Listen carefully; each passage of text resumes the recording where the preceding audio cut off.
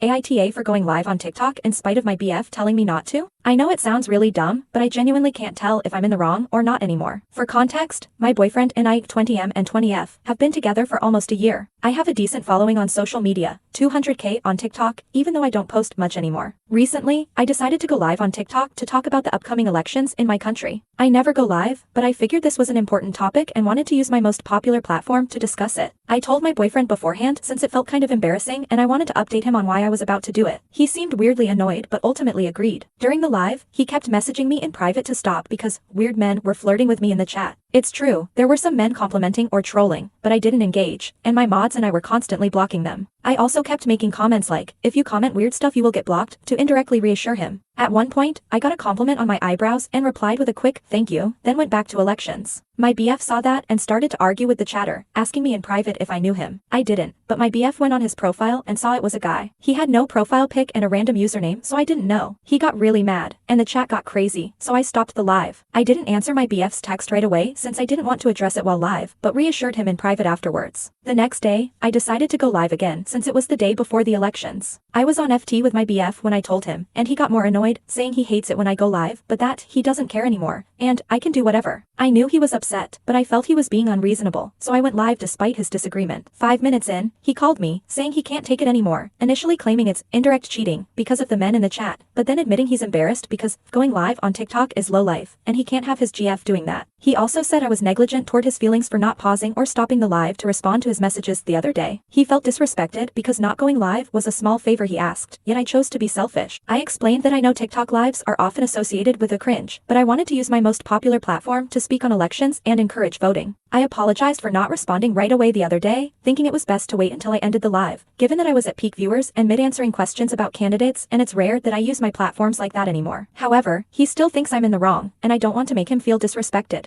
Was I being selfish for still going live? AITA?